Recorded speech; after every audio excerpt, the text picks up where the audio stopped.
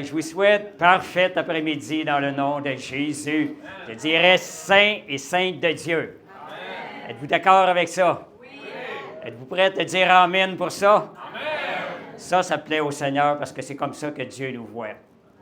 Vous savez quelque chose, quand on le déclare, Dieu approuve dans le ciel et se réjouit parce que c'est selon sa parole. L'apôtre Paul parlait comme ça, saint et sainte de Dieu. Il est inspiré par le Saint-Esprit. Fait que gloire au Seigneur. Merci pour cette parfaite journée. Je dirais cette parfaite réunion. Merci Brigitte pour les cantiques. Merci Françoise et Nadia.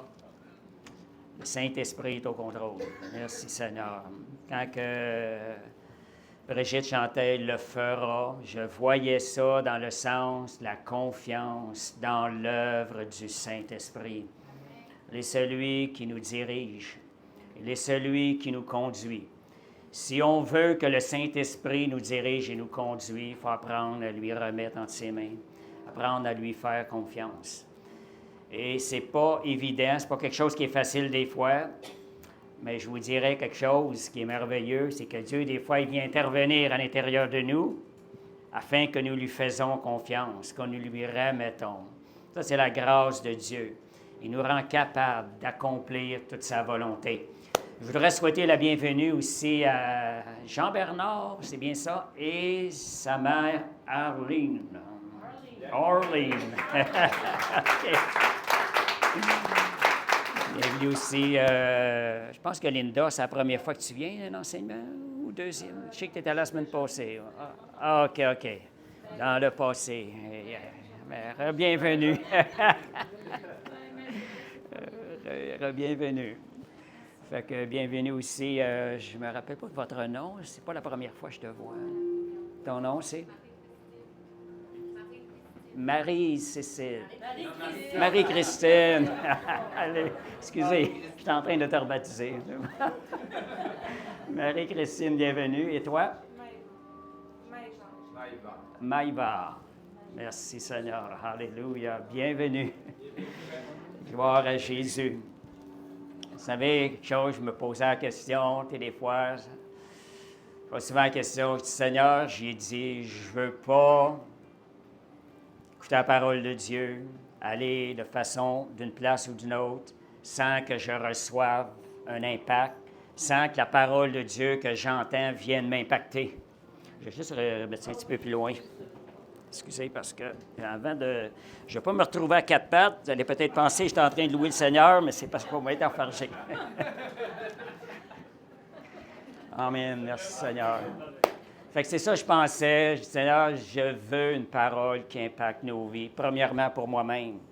Je ne vais pas écouter la parole si ça dure une semaine, quelques jours, puis après ça, on oublie ça. On oublie ça comme si rien ne s'était produit. On retourne à notre ancienne manière de faire. Dieu nous appelle à croître, à grandir en connaissance, puis en gloire aussi. Fait que c'est ce genre de choses je sonde souvent mon cœur, je dis, Seigneur, je veux quelque chose, je veux pour que ça produise du fruit dans ma vie. De la même manière, quand j'emporte des messages, je vais vers le Saint-Esprit, je demande, Seigneur, je veux un message qui apporte du fruit. Je demande, qu'est-ce que tu veux apporter aux gens? C'est certain que quand je demande ça, Dieu aussi me nourrit moi aussi. Fait que on demande un message et je prie aussi que le message que j'apporte devienne un message personnel à chacun de vous par le Saint-Esprit. Parce que si vous partagez du message, par la suite, vous allez voir qu'une personne va l'avoir reçu d'une manière différente de l'autre. Et ça, c'est parce que le Saint-Esprit est personnel à chacun de nous. Il connaît chacun de nos besoins. Et ça fait partie de la puissance du Saint-Esprit aussi de prendre le message et de le personnaliser à chacun de nous. Fait que, est-ce que vous avez le désir d'entendre le message personnel que le Saint-Esprit a pour vous? Amen. Merci Seigneur. Seigneur t'a entendu. Amen. Gloire à Jésus. Même si vous n'avez pas de micro, le Seigneur vous entend. Même parfois, quand vous lui dites dans votre cœur, il vous entend. On a un Dieu qui est merveilleux, on a un Dieu qui est personnel. Dieu est tellement bon. Fait que le titre de mon message, c'est « Suis-je un bon intendant de Dieu? » Mario, est-ce que tu es un bon intendant de Dieu? Parfois oui, parfois. Merci Seigneur. Vous voyez quelque chose? C'est une réponse très vraie. Je vais vous dire quelque chose pourquoi. Parce qu'il y a une différence entre la condamnation. Je pourrais poser cette question-là. Certains vont se sentir condamnés devant Dieu. D'autres vont bien le prendre. Il y a une différence entre la condamnation et l'exhortation. La condamnation ne produit aucun fruit. Vous êtes stallé là, vous êtes arrêté, vous n'avancez plus. Ça, c'est pas de Dieu. Ça, c'est le but du diable. Fait que si vous recevez un message, vous ressentez la condamnation, vous pouvez savoir d'où est-ce que ça vient, d'où est-ce que ça a sa source. Tandis que le message, lorsqu'il est apporté, le message que Jésus va apporter, c'est un style exhortation. Exhortation, qu'est-ce que ça veut dire? Ça ne veut pas dire que vous êtes exactement ça. Mais ça vous dit, c'est en train de dire que vous êtes en train d'aller dans cette direction-là. Vous êtes en train d'être transformé. Mario est en train d'être transformé pour être un bon intendant de Dieu. Amen. Puis merci Seigneur. On n'est pas arrivé jusqu'au but, mais le Saint-Esprit travaille à l'intérieur de nous. Fait que quand le Seigneur nous parle, c'est beaucoup en mode exhortation. Fait que laissez votre cœur ouvert. Seigneur, je veux recevoir tout ce que tu as pour nous. Voyez-vous comme un vase devant le Seigneur. Ouvrez votre vase devant Dieu. Saint-Esprit, déverse-moi ta grâce maintenant, afin d'être transformé de gloire en gloire à ton image. C'est le genre de confession qu'on doit faire devant, que notre cœur doit faire devant Dieu. Je t'ouvre les portes de mon cœur. Saint-Esprit, j'ai soif de toi. J'ai soif de ton huile. Je veux être transformé à ton image. La semaine passée, je vous parlais le bon potier. Le bon potier prend le vase et le reforme. Ayez cette attitude-là. Nous sommes en train d'être formés. Nous sommes dans la maison du bon potier. Il est en train d'être transformé à son image. Et gardons nos yeux sur le travail que Dieu fait à l'intérieur de nous. Pour deux raisons. Ça va vous tenir encouragé. Deuxième chose, vous allez pouvoir glorifier le nom de Jésus. Si vos yeux sont sur l'œuvre que Dieu est en train de faire à l'intérieur de vous, vous allez pouvoir vous réjouir du travail du bon potier, de lui donner gloire. Vous savez que l'ennemi, c'est toujours de nous ramener les yeux sur le moi, sur le nous. On parle d'intendant des choses de Dieu. Parce que Dieu nous a déjà tout donné lorsqu'il est venu nous sauver. Il a déjà tout pour vous. Si on veut être un bon intendant, bien gérer ce que nous avons reçu du Seigneur, incluant le salut, il va falloir apprendre à regarder non plus à nous, mais au Seigneur. Et je le redis encore, je l'ai dit des fois, le salut, c'est une œuvre tout accomplie de Christ. Il est parfait. Le salut était pour le vieil homme. C'était pour nous racheter du vieil homme. Le salut fait partie des choses du passé. Vous n'avez plus à regarder votre vieil homme. Vous marchez par la foi. Je suis maintenant en transformation. Le Seigneur travaille en moi par son Saint-Esprit. Fait que si des fois l'ennemi, on voit ça, je pense qu'on a tous vécu ça, l'ennemi revient, il remet les yeux sur nous. Regarde, tu vas manquer là. On est en train de regarder au vieil homme. Pendant qu'on regarde au vieil homme, on n'est pas en train de glorifier le travail d'exhortation, le travail que le bon potier est en train de faire à l'intérieur de nous. Étant devenus enfants de Dieu, nous devons garder les yeux sur l'appel qui nous est maintenant destiné. Notre appel, ce n'est plus de transformer, de changer le vieil homme. Notre appel, c'est de servir dans le royaume de Dieu. La parole de Dieu, le vieil homme a été crucifié. Il est crucifié. Il n'est plus là. Quand l'ennemi nous ramène à regarder, Seigneur, je refuse, je regarde à ton œuvre accomplie, je mets ma confiance en toi. Je veux être un bon intendant des choses que tu m'as données. Et la manière, si on regarde à ce que Dieu est en train de faire, on va devenir un bon et fidèle serviteur de ce que Dieu a pour nous. Donc, autre chose, ça dit aussi, quand je vous parlais de la parole de Dieu, être un bon intendant de tout ce qu'on reçoit. On sait qu'aujourd'hui, on a accès à plein d'enseignements, de prédications. Qu'est-ce qu'on fait avec ça? Est-ce qu'on fait seulement écouter la parole de Dieu? On s'en retourne comme on oublie tout ce que la parole de Dieu vient de déclarer pour nous, ou on l'écoute et on la met en pratique. Romains 2, verset 13. Sommes-nous des écouteurs seulement? Et ça, on a tous tendance, là. Il n'y a pas personne en particulier. L'ennemi vient. Les paroles-là, on les lit, on les regarde justement pour qu'elles viennent produire du fruit à l'intérieur de nous aider à marcher avec le Seigneur d'une manière qui est agréable.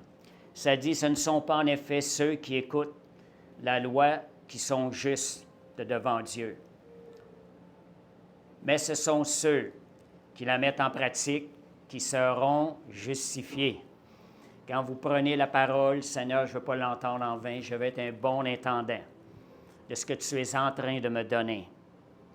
Seigneur, rappelle-moi là par le Saint-Esprit cette parole et je veux marcher avec toi.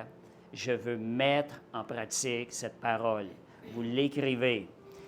Quand je fais les lives, je vous dirais, je sais que le Saint-Esprit me donne des messages, j'en suis le premier à en bénéficier.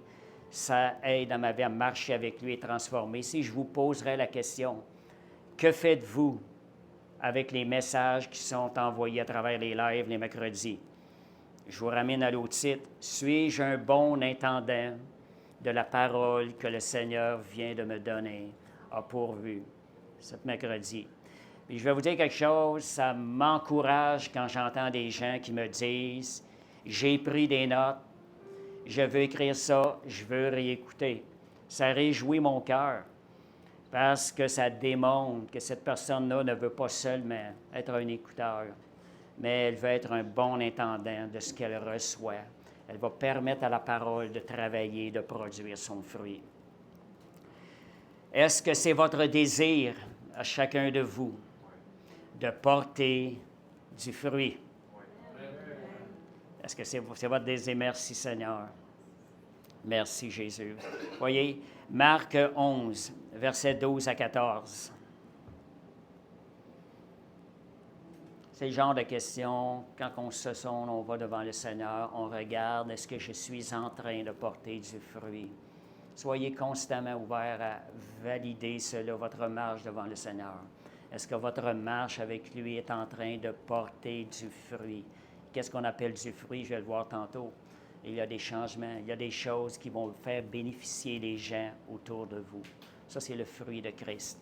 Ça dit ici, le lendemain, après qu'ils furent sortis de Béthanie, Jésus eut faim. Voyez, Jésus a même eu faim. Nous vivons dans un monde qui ont faim. Pas seulement physiquement, mais il y a plein de gens autour de nous, ils ont faim de recevoir la parole de Dieu à travers laquelle la bonté, la grâce de Dieu est déversée. Si on regarde, apercevant de loin un figuier qui avait des feuilles, un figuier avec des feuilles, apparent la vie des feuilles, il alla voir, il s'y trouvait quelque chose, s'il s'y trouvait quelque chose, et s'en étant approché, il ne trouva que des feuilles. Ce n'était pas la saison des figues. Vous voyez, la parole, je trouve qu'elle est assez claire là-dedans. Il y avait le verset 14 aussi. Prenant alors la parole, il lui dit que jamais personne ne mange de ton fruit, et ses disciples l'entendirent. Dieu a des attentes de nous, que nous produisions du fruit. Voyez ici, si on regarde, pour deux choses. Premièrement, il avait une apparence de bon fruit. Il avait une apparence de santé, des feuilles, il était plein de feuilles. Mais quand arrive le fruit qui nourrit, le fruit n'était pas là. Puis on mentionne que ce n'était pas la saison des fruits. Ce n'est pas pour rien que ces paroles-là sont mentionnées. Avec le Saint-Esprit, notre vie qui a été donnée à Jésus-Christ, nous sommes appelés à porter du fruit à tous les jours. Pas juste dans des bonnes périodes. À tous les jours, Dieu nous appelle à porter du fruit. Il n'y a pas de saison pour porter du fruit dans le Seigneur. Puis si on regarde, là, est-ce que nous portons, est-ce que nous sommes apparemment, seulement en apparence, semblons porter du fruit, comme l'arbre qui avait des belles feuilles vertes, mais n'avait pas de fruits. Parce que j'ai regardé dans un enseignement qui parlait des figues. Le figuier, bien souvent, la figue sort même avant que toutes les feuilles soient sorties. Les feuilles peuvent être un service religieux. Seigneur, je ne veux pas juste avoir une belle apparence. Je me promène, j'ai tout de l'air fin, j'ai tout de l'air beau, mais dans le fond de mon cœur, il y a des choses, il y a de l'amertume, il y a du manque de pardon. Et quel genre de fruits devons-nous produire? J'ai ressorti 4 points qui me trouvaient, qui vont nous amener à sonder davantage quel genre de fruits. Je vous pose la question pour commencer, quand on vous parle de porter des fruits pour le royaume de Dieu, qu'est-ce que vous voyez? Qu'est-ce que vous voyez? Qu'est-ce que vous appellerez fruits? Des vertus. Pardon? Des vertus. Des vertus. Des vertus. La patience. OK, le fruit de l'esprit, oui. Voyez-vous d'autres choses quand vous vous attendez, est-ce que je porte du fruit? Où sont portés vos regards? Amen. Le caractère de Christ. Le caractère de Christ. Amen. Vous savez, le fruit, c'est pas juste ce qui paraît. Hein? Il y a des gens dans le monde qui n'ont même pas le Seigneur, on dirait qu'ils ont une patience et tout. Mais c'est quand même pas le fruit de Christ. Si ces gens-là subiraient des épreuves que d'autres ont vécues, ce ne sera plus la même chose qui serait manifestée. Donc, le fruit de quelque chose qui part de l'intérieur, qui est très profond. Et je vous donne un peu des exemples pour vous aider à se sonder. Genre de fruits. Est-ce que vous avez un amour qui pardonne en tout temps et rapidement? Vous faites face à l'offense. Comment allez-vous réagir? C'est des choses qui vont venir sonder notre cœur. Seigneur, je veux porter du fruit. Ça peut être des sons de cloche quand on se pose ces questions-là. La persévérance dans l'épreuve, c'est un fruit. Nadia nous a parlé de la persévérance. C'est un fruit qui est profond. Comment allez-vous réagir à travers des épreuves? Combien de gens commencent et arrêtent? Commencent en courant, ils arrêtent à la première épreuve ou à la deuxième. La persévérance est un fruit qui est profond. Vous demeurez quoi que ce soit qui arrive. Un autre fruit, la douceur. Avez-vous de la douceur quand vous êtes offensé? Surtout dans l'offense. On sait que des fois, il peut y avoir les situations de la vie qui viennent nous brasser. Mais encore plus, quand une offense est apportée, allez-vous réagir avec douceur et amour? Et dernière chose que je voyais en parlant de fruits. Êtes-vous toujours dans la joie, quelles que soient les circonstances, adverses ou pas? Seriez-vous en mesure de louer le Seigneur après avoir annoncé la bonne nouvelle et que vous êtes mis en prison, en ayant eu le désir d'apporter le plus beau des trésors aux gens qui sont autour de vous?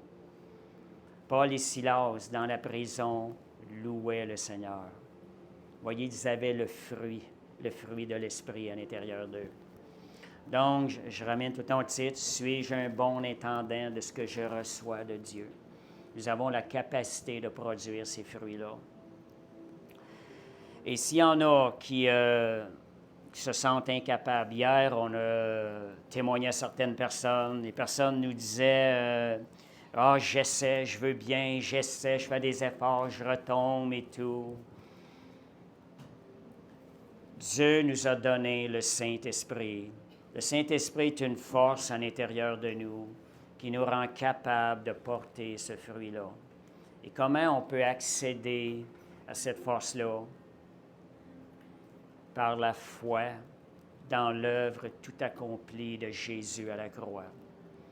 Lorsqu'on met notre foi dans l'œuvre de Jésus tout accomplie à la croix, le Saint-Esprit en nous se lève et lui se met à travailler. Il se met à bien gérer les dons que Dieu nous a remis. Merci Seigneur, alléluia. Donc, quand je parlais tantôt aussi, le salut qui est accompli, c'est quelque chose qui est maintenant chose du passé. Demeurez dans la reconnaissance de ce que vous avez reçu.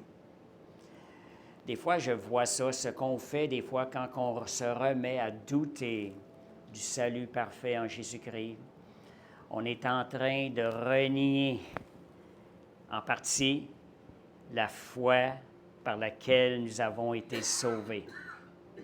Si on s'arrête vraiment à ça, quand vous réalisez c'est par la foi que j'ai été sauvé et que vous commencez à douter de votre salut, réalisez non, je ne veux pas renier la foi par laquelle j'ai été sauvé par grâce. Donc, rejetez toute condamnation. Donc, nous servons maintenant, nous sommes appelés étant sauvés, notre appel, c'est de servir le royaume de Dieu et non plus servir le royaume de Satan qui utilise la chair, qui utilise le moi.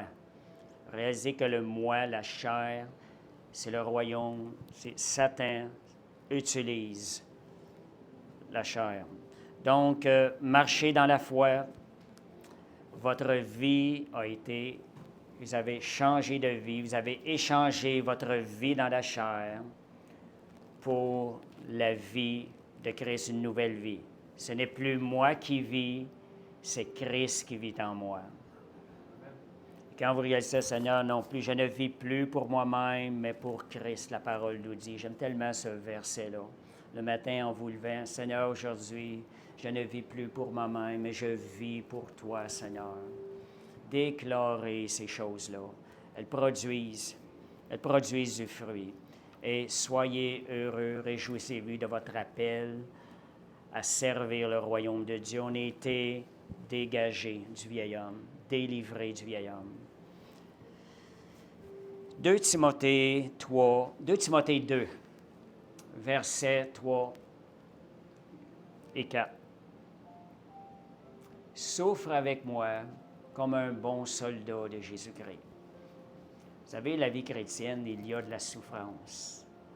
Beaucoup de belles promesses, mais bien souvent, les promesses, elles sont accessibles à travers de la souffrance. Pourquoi? Parce que la souffrance nous transforme. Jésus a passé par la souffrance. Ne pensez pas que nous n'aurons pas à souffrir, mais la souffrance ne devrait pas nous arrêter. Elle devrait nous emmener à surmonter, parce que la souffrance nous emmène dans un niveau encore plus haut et plus près avec Christ. Après avoir passé la souffrance, vous allez le remarquer, vous allez vous sentir libéré, libre en Christ. Prochain verset. « Il n'est pas de soldat qui s'embarrasse des affaires de la vie, s'il veut plaire à celui qui l'a enrôlé. » Si vous voulez bien être un bon intendant des choses que Dieu vous donne, veillez à ce que les choses de ce monde, les choses de cette vie ne deviennent pas votre but, un de vos buts principaux. Mettez ça en arrière. Ne vous embarrassez pas dans trop de choses de la vie. Il faut être alerte aujourd'hui. On a tellement de belles choses, de choses qui nous sont présentées. Faire attention de ne pas être trop chargé parce que notre course va être plus difficile. Je vous dirais courir léger, misez sur courir léger. Ne vous embarrassez pas trop des choses de la vie.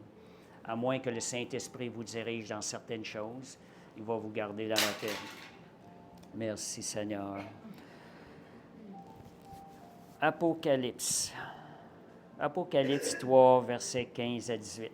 J'avais ce verset-là hier qui me revenait. Je trouvais ça tellement bon, ça m'inspirait. Es-tu le bon? 15 à 18? OK, on va commencer là. « Je connais tes œuvres, je sais que tu n'es ni froid ni bouillant.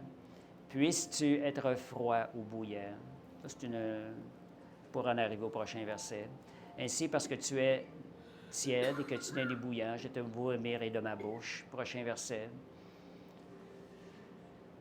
Et parce que tu dis, je suis riche, je me suis enrichi, je n'ai besoin de rien, parce que tu ne sais pas que tu es malheureux, misérable, pauvre, aveugle et nu. Ce verset-là que j'avais. Je te conseille d'acheter de moi de l'or éprouvé. Le Seigneur nous dit, je te conseille d'acheter de moi de l'or éprouvé par le feu, afin que tu deviennes riche. Et des vêtements blancs, afin que tu sois vêtu et que la honte de ta nudité ne paraisse pas, et un collier pour oindre tes yeux, afin que tu vois. Voyez, Dieu nous appelle à aller chercher de l'or. Prenons ce que Dieu nous a donné, les biens, et travaillons. Achetons ces choses, prenons ces choses-là pour aller acheter de l'or pur. C'est une foi pure et authentique avec le Seigneur. C'est ça que je vois. Et renoncer, c'est ça. Être riche, ce n'est pas les choses de ce monde qui nous donnent la vraie richesse. Être riche, c'est être riche des choses qui sont en Christ. Seigneur, je désire les choses qui sont de toi. J'ai Matthieu 25, 14 à 30, mais je vais le lire parce qu'il était quand même assez long. Juste pour vous mentionner, c'est la parabole des talents. C'est vraiment le verset qui, quand même, je vais le dire rapidement, par rapport au message, est-ce que je suis un bon intendant des choses de Dieu? C'est un maître qui s'en va en voyage. Il confie des biens à 3 serviteurs. Et lors de son retour, il demande des comptes aux biens qui ont été confiés à ces 3 serviteurs-là.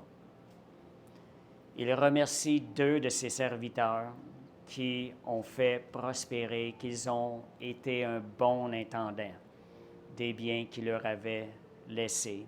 Et le 3e, il l'a puni parce qu'il a caché ce qu'il avait reçu. Il n'a pas fait prospérer ce que Dieu lui avait donné, ce que le Maître lui avait donné.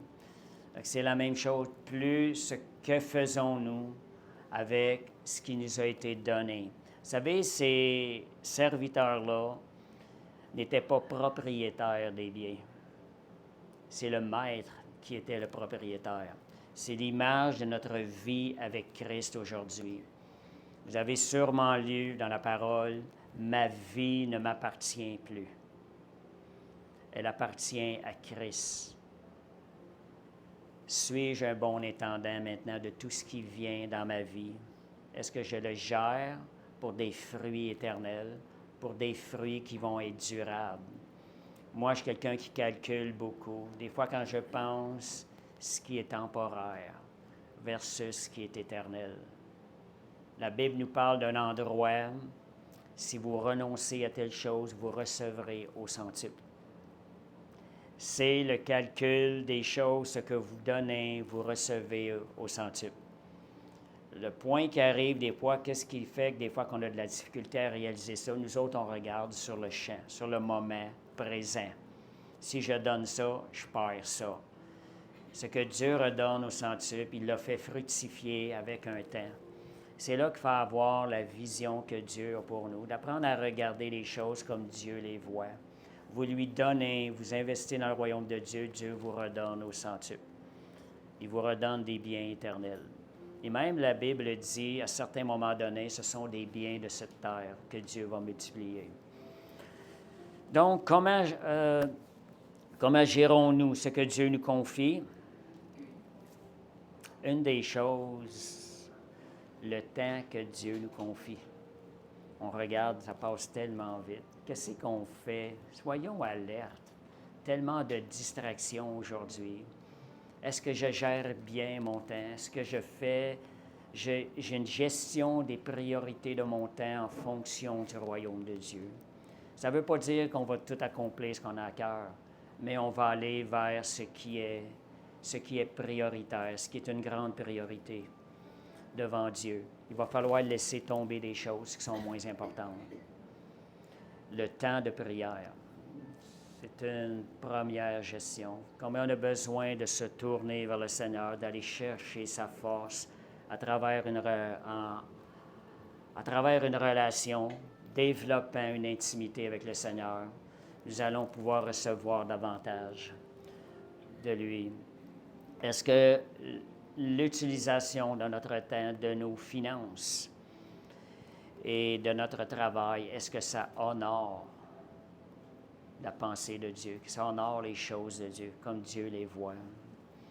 Donc, comme je vous disais, nous ne sommes plus propriétaires de ce que nous avons.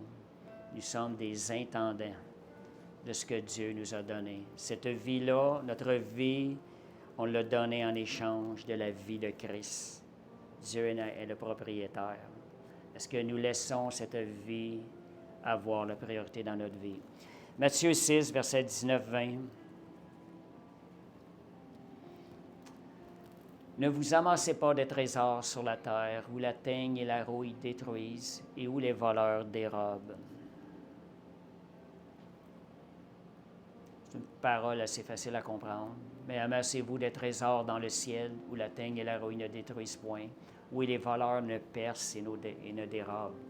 Arrêtez-vous, regardez qu'est-ce que vous êtes en train d'amasser, vers quoi vous êtes en train, quel genre de fruits vous voulez, qu'est-ce que vous voulez obtenir dans ce que vous investissez. Est-ce que ça va produire des trésors temporaires?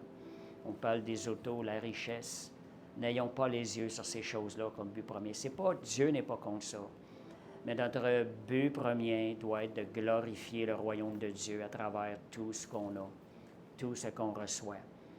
Vous savez, des fois, qu'être béni financièrement peut être une occasion de glorifier l'œuvre du Seigneur. Beaucoup de gens ne voient pas la prospérité des choses eux-mêmes comme venant de Dieu. Ils ont un problème. C'est parce qu'ils sont déjà dans la chair, en partant.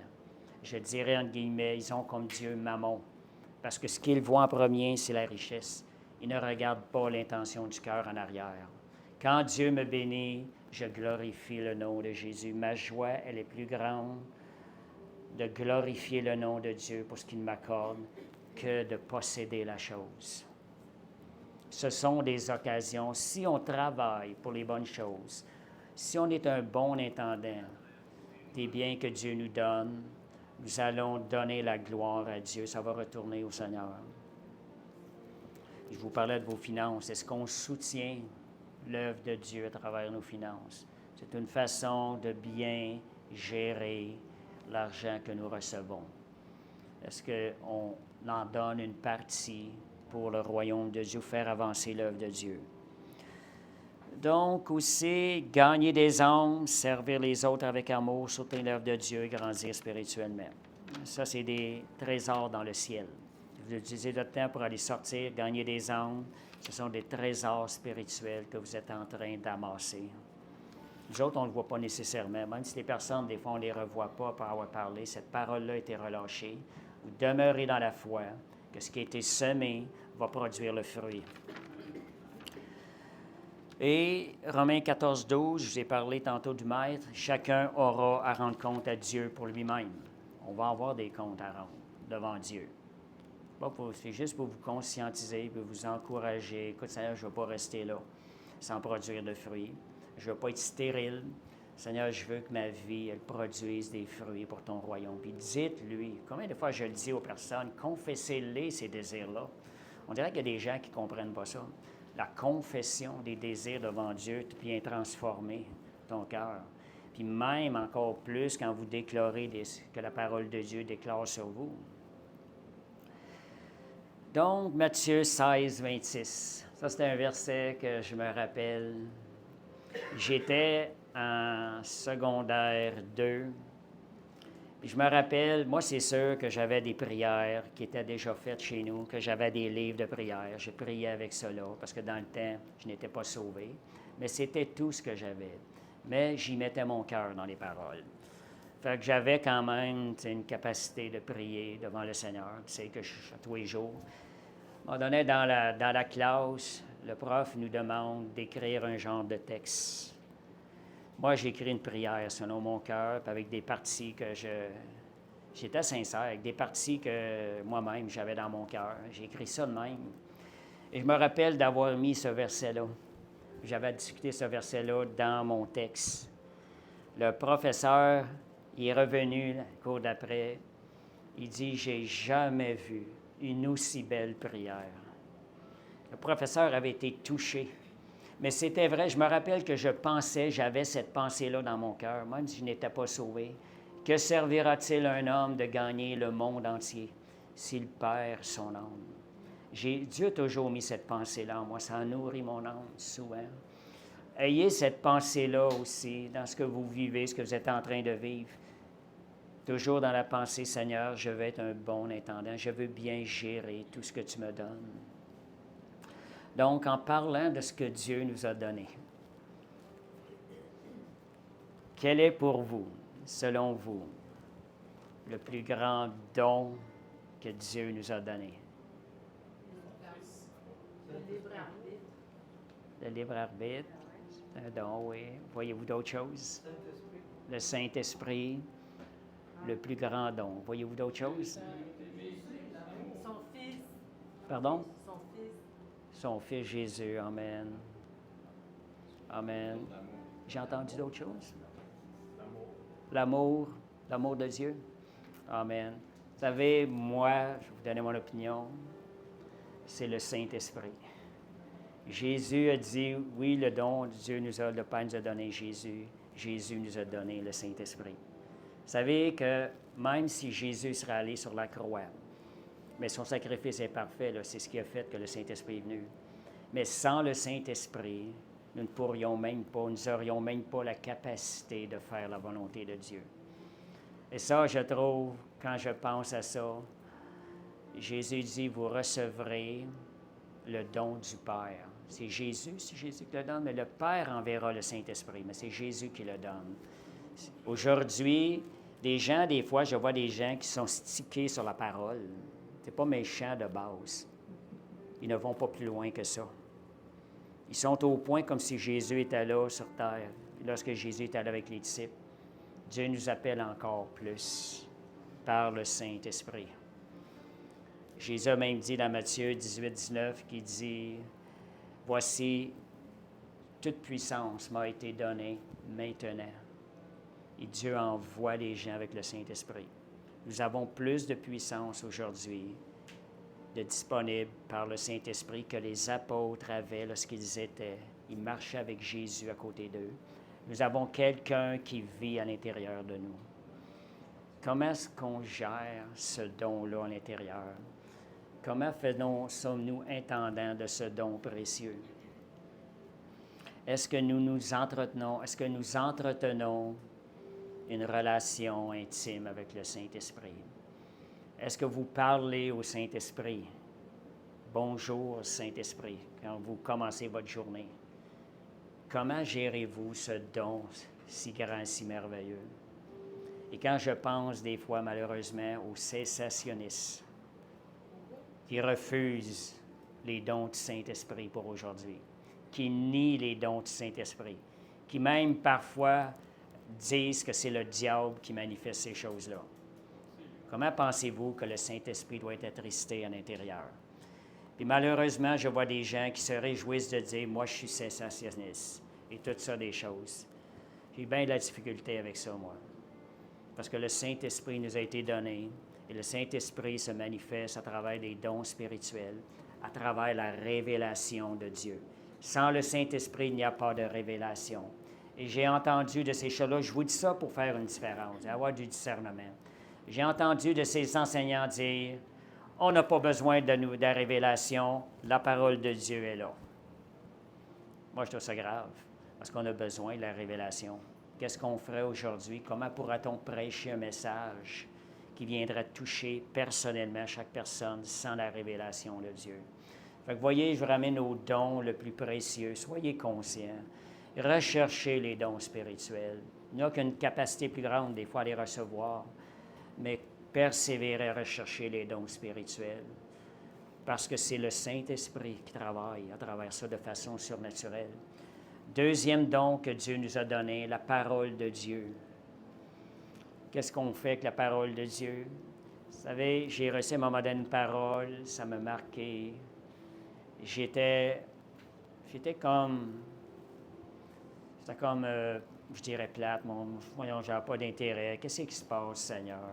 Tu sais, il me semble que je ressens pas ça. Tu sais, je voulais aller en prière, puis je me sentais, là, ça me donne une parole, il me dit, ton âme, c'est ton épée, c'est la parole de Dieu, c'est avec ça que je veux que tu combattes. Et là, j'en suis arrivé au verset. 2 Timothée 1,7. Ce n'est pas un esprit de timidité que Dieu m'a donné, mais un esprit de force, un esprit d'amour, et un esprit de sagesse. Et cette parole-là, quand j'ai reçu ça, je l'ai relâchée par ma bouche, je me suis senti fortifié puissamment. C'est ça la parole de Dieu.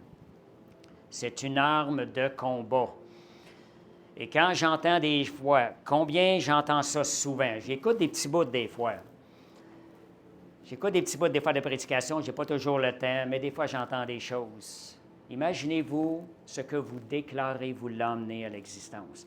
La parole que vous relâchez, la parole de Dieu est une arme de combat. C'est l'arme la plus puissante pour défaire les plans de l'ennemi. Pensez à cela quand vous entendez des enseignants. Je suis un pécheur. On est des pécheurs.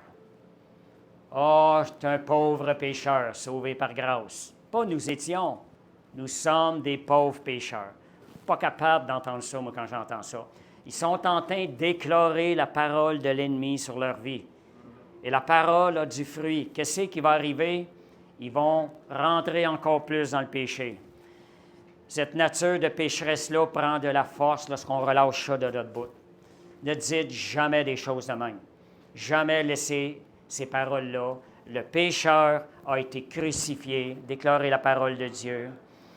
Je ne suis plus ce pécheur. J'ai été sauvé par grâce. J'ai la nature de Jésus en moi. Vous voyez ce que je vous disais? Notre parole est une arme de combat. Si vous laissez sortir ça de votre bouche, vous êtes en train de combattre en faveur du royaume de Satan. Puis, ce n'est pas Dieu qui se réjouit de ça. La mort et la vie sont au pouvoir de la langue. Vous connaissez ce verset-là? Un verset très court. La mort et la vie. Des fois, Dieu nous fait grâce. À un moment donné, j'étais allé visiter mon frère au début de ma vie chrétienne. Cette parole-là me venait. La mort et la vie sont au pouvoir de la langue. On comprend. J'arrive chez mon frère, je pogne la Bible, j'en rouvre de même. Les deux yeux m'arrivent sa parole. La mort et la vie sont au pouvoir de la langue. Dieu nous fait grâce des fois. Il nous fait ressortir la parole pour qu'elle puisse être écrite dans notre cœur. Fait que regardez comment c'est puissant, vraiment la parole de Dieu.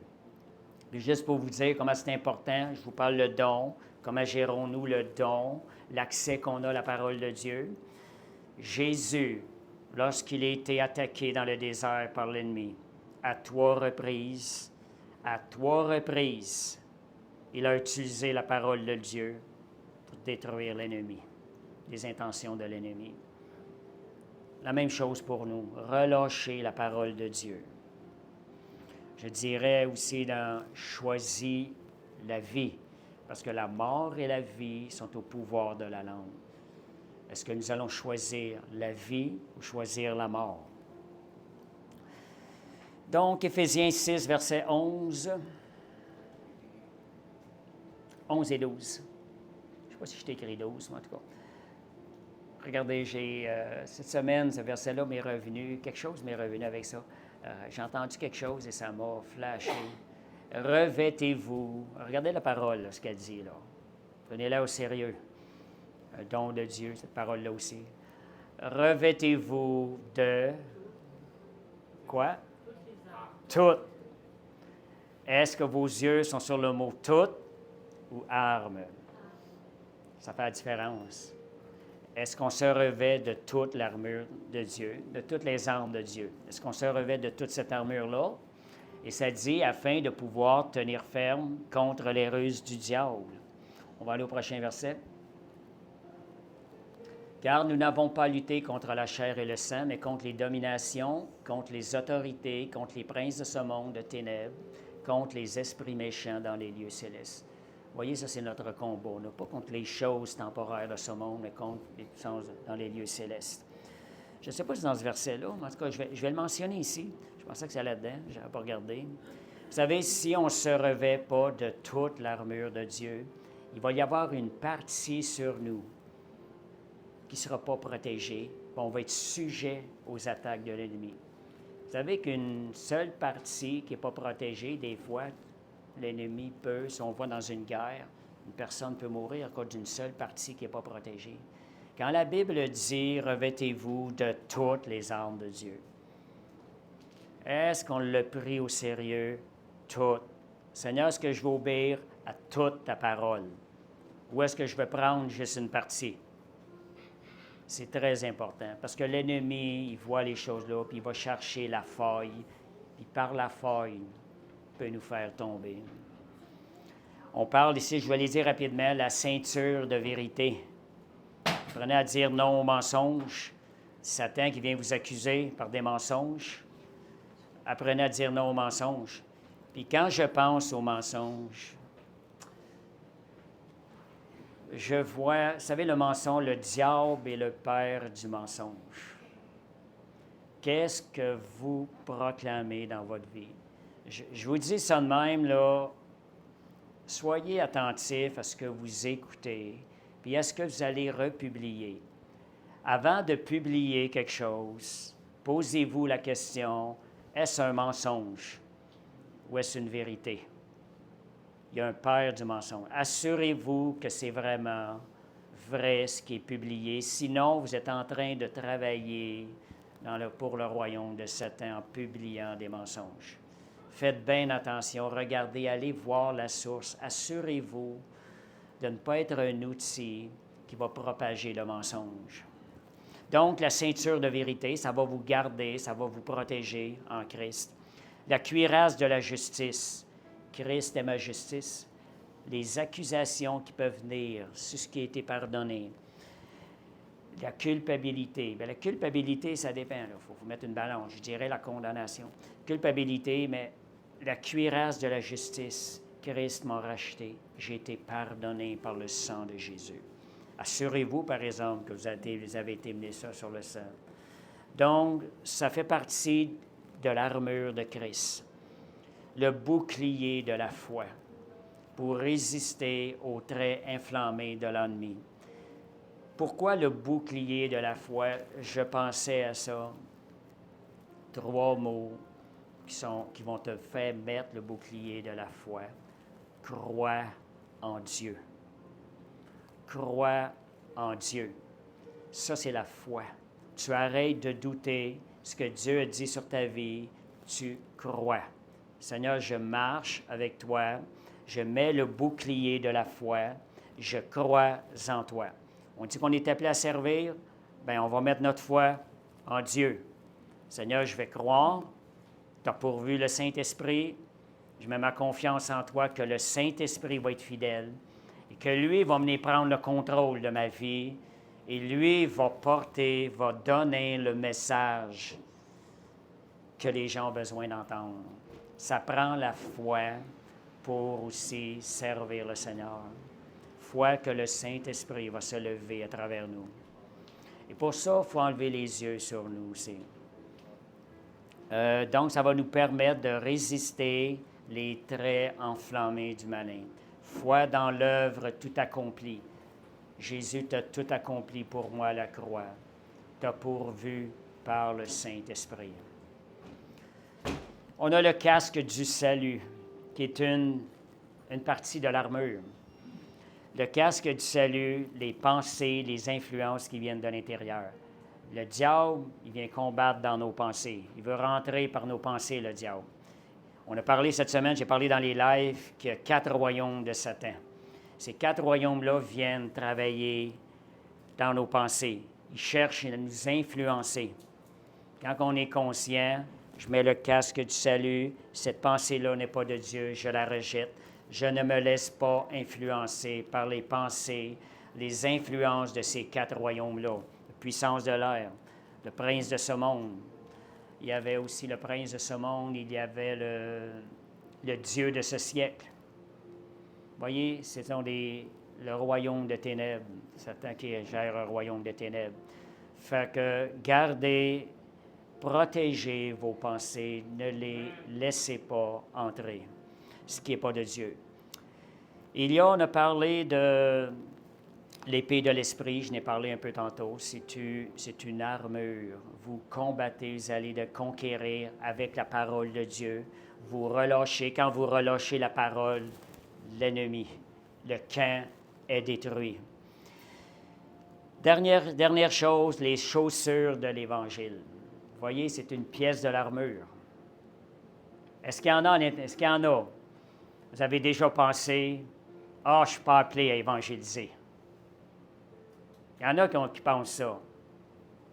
Si vous dites, « Je ne suis pas appelé à évangéliser », vous avez une partie de l'armure que vous n'avez pas revêtue. Satan va attaquer. Il va avoir une pièce, un endroit de faiblesse où il va pouvoir nous attaquer. Si vous sortez pour évangéliser, vous êtes en train de vous revêtir de cette armure-là. Il y a des appels d'évangélistes, mais on est tous appelés à partager la parole de Dieu. Hier, on est sortis. Puis je vais vous dire le fruit que ça produit. Moi, quand je sors, c'est comme un feu qui vient en moi. Quand je reviens, il y a la joie du Saint-Esprit à l'intérieur de moi. C'est ce qu'on veut revêtir toute l'armure de Dieu. Est-ce qu'on veut être obéissant à sa parole? Bien, les chaussures de l'Évangile. Chaussures, ça veut dire marcher. Ça veut dire que tu vas sortir de ta zone de confort. Tu vas aller vers les gens et tu vas leur partager l'amour que Jésus a déversé. Moi, je partage beaucoup sur l'amour. L'amour que Jésus a déversé en nous. Peut-être que vous n'êtes pas conscient, mais si vous vous revêtez de cette armure-là, vous êtes en train de lier l'ennemi. Il ne pourra pas vous attaquer d'aucune manière, vous toucher, vous atteindre si vous êtes revêtu de toute l'armure de Dieu. Pardon? Oui, je vais en parler un peu après. Le témoignage. Merci Seigneur. Alléluia. Ça ne veut pas dire que vous n'avez pas des combats, là, même si vous avez revêtu toute l'armure. Ça ne veut pas dire que vous n'avez pas de combat. Les flèches vont venir, mais elles ne pourront traverser cette armure-là. Puis ce que ça va produire à travers tout ça, vous allez exercer votre foi, vous allez vous exercer au combat, vous allez gagner du terrain, vous allez faire des défaites à l'ennemi. Amen. Catherine Coleman disait cette parole-là, « J'ai renoncé à tout. » On parle d'être un intendant. « J'ai renoncé à tout. » Ce qu'elle dit, « J'ai payé un grand prix. » Soyez conscients pour ne pas vous décourager, pour persévérer. Oui, il y a un prix à payer. C'est un grand prix qu'il y a à payer. Mais ce que nous obtenons en retour n'a pas de prix, je dirais. Juste cette parole-là, ça fait beaucoup réfléchir, parce qu'elle vivait dans la présence du Saint-Esprit. Elle était consciente que c'est à chaque jour qu'on a un prix de renoncement à payer. On ne pense pas qu'on le fait juste une fois. Le Saint-Esprit est là pour nous aider, justement, à renoncer, à redonner, à remettre entre ses mains. Matthieu 13, 44. J'achève bientôt. Matthieu 13, 44. Oh là là, merci Seigneur. Alléluia. Le royaume des cieux est encore semblable à un trésor. Regardez l'image, là. C'est un trésor qui est caché dans un champ. On ne parle pas d'un trésor seul, on parle d'un grand champ. L'homme qui l'a trouvé la cache, et dans sa joie, il va vendre tout ce qu'il a et achète ce champ. Ça, c'est le royaume de Dieu. Ce que Dieu nous donne en lui. On a découvert qu'il y a un trésor dans tout ce que Dieu ce qu'il nous offre. Mais ce trésor-là est caché dans un champ.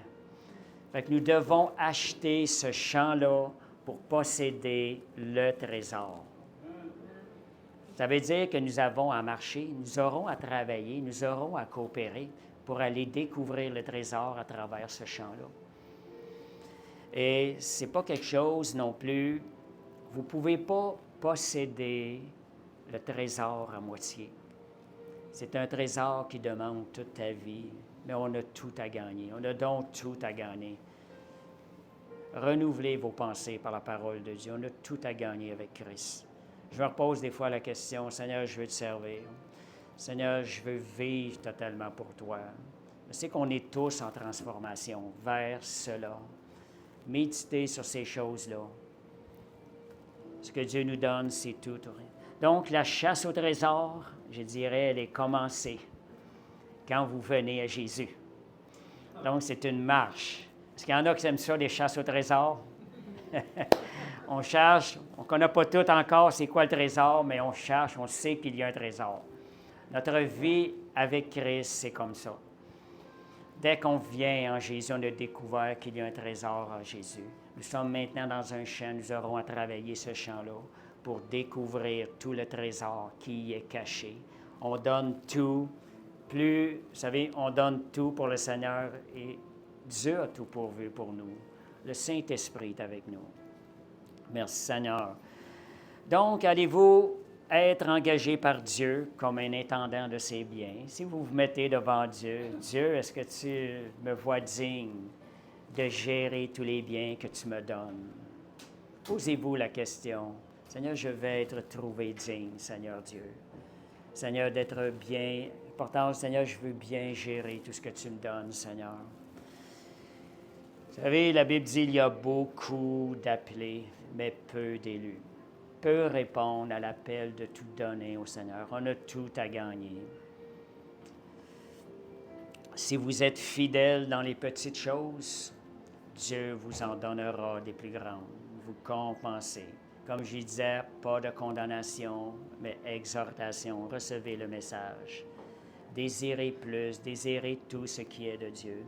J'ai vu sur une publication hier, personne disait, hier à soir, disait, je pense, elle disait, parce qu'on avait parlé des récompenses que Dieu donne, personne n'a dit, moi je m'en fiche des récompenses. En voulant dire, moi j'ai mon salut. J'ai répondu, tu sais, Dieu lui s'en fiche pas.